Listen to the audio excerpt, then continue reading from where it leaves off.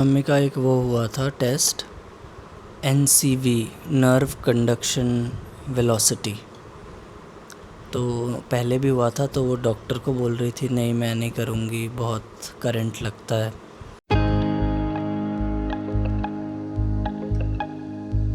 तो hello guys, very good morning. स्वागत है आपका मेरे आज के व्लॉग में। और गाइस आज सुबह उठे तो मौसम बहुत ही अच्छा था, मतलब बहुत औसम, और बारिश हो रही है। मैंने ऐसे किया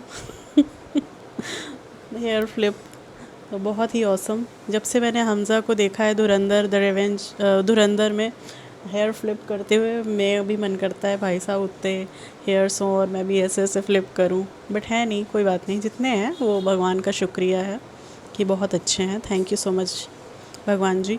और मैं क्या कह रही थी, हाँ, तो आज बारिश हो रही है गाइज़, बहुत ही अच्छा मौसम है। लेकिन एक चीज़ और है जो मुझे बॉदर करती है, वो ये है कि इस बारिश से गेहूं की फसल तो पूरी बर्बाद हो जाएगी। ये बुरा लगता है। और जो सड़कों पे लोग रह रहे हैं उनके लिए भी ये अच्छी नहीं है। उन्हें बहुत प्रॉब्लम्स फेस करनी पड़ती हैं इसकी वजह से। हम तो घर में बैठ के आराम से बारिश देख रहे हैं, चाय पी रहे हैं, बट हाँ, उनके लिए बहुत प्रॉब्लम्स क्रिएट हो जाती हैं। तो वो चीज़ थोड़ी मुझे बॉदर करती है। बाकी मौसम तो अच्छा है ही, क्या कर सकते हैं। तो गाइस चलिए शुरू करते हैं आज का व्लॉग और देखते हैं आज के व्लॉग में क्या क्या होता है। मौसम तो इतना अच्छा हो रखा है, तो आइए चलिए देखते हैं आज क्या बन रहा है घर में, मम्मी जी क्या बनवा रही हैं। चलिए चेक करते हैं क्या बन रहा है आज। दही से बना है। दही पनीर अच्छा, वो तो पहले ही डाल दिया। हाँ, और कोई सब्ज़ी भी बन रही है। और सब्जी बन गया। तो गाइस आज हमारे घर बन रहा है दही पनीर। खाएंगे दही पनीर इस प्यारे से मौसम में।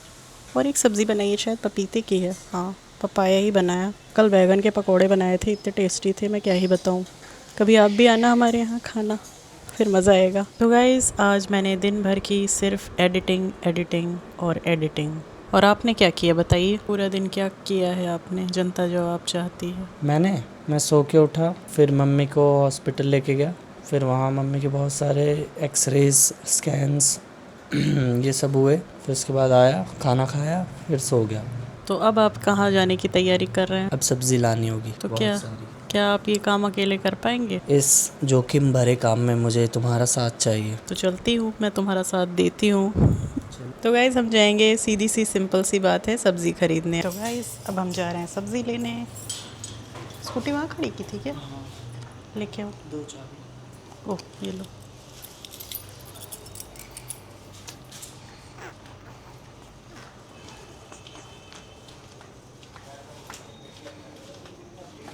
वो डॉगी अंदर आ गया, ये देखिए क्या हुआ, अंदर क्यों आ गया। दरवाज़ा खुला था। चल बाहर चलते हैं, यहीं से ले लेते हैं जो अंकल देते हैं।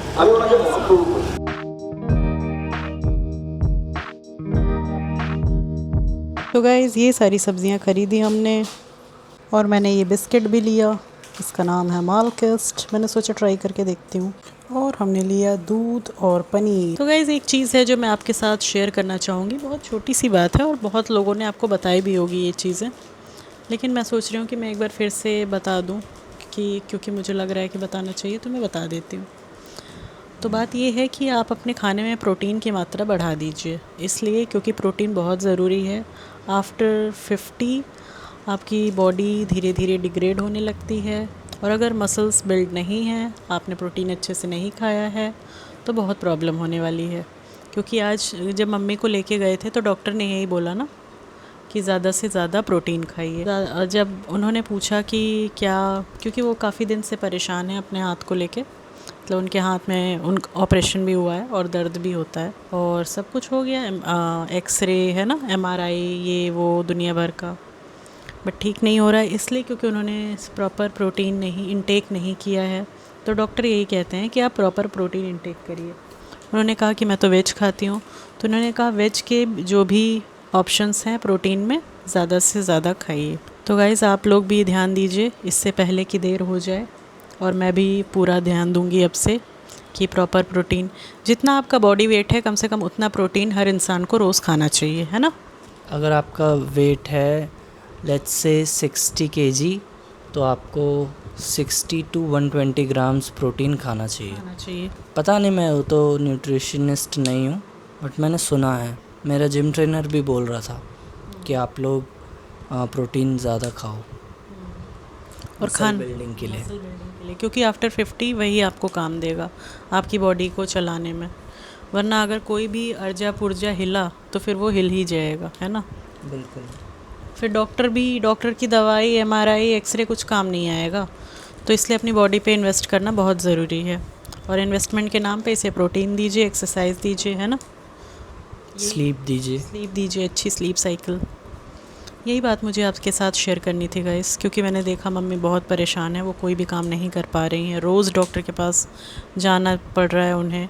और ये अभी नहीं, ये आज मम्मी का एक वो हुआ था test, NCV, nerve conduction velocity.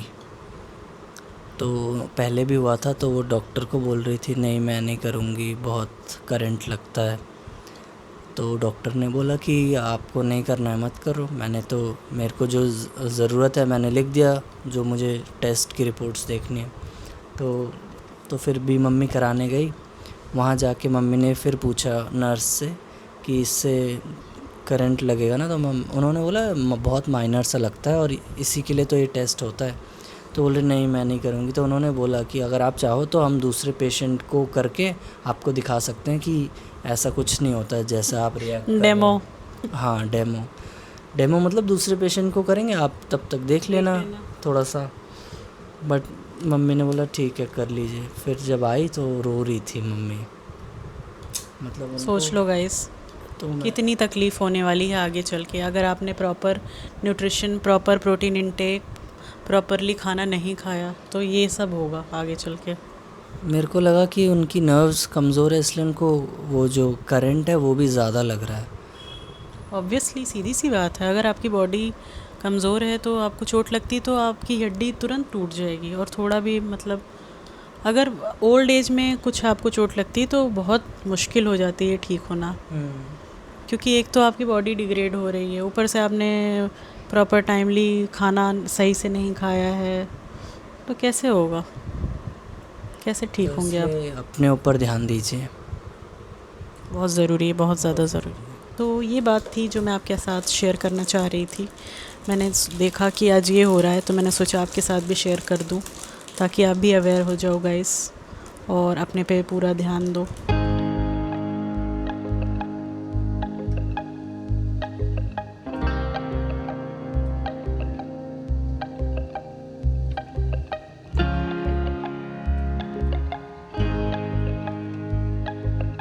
तो गाइस जब कोई ना बताना चाहे तो उसे ज़्यादा फोर्स नहीं करते हैं, तो इसलिए हम रहने देते हैं, उस बात को राज ही रहने देते हैं। मैं बाद में आपको चुपके से बता दूँगी। ठीक है मैं बता रहा हूँ। ओके।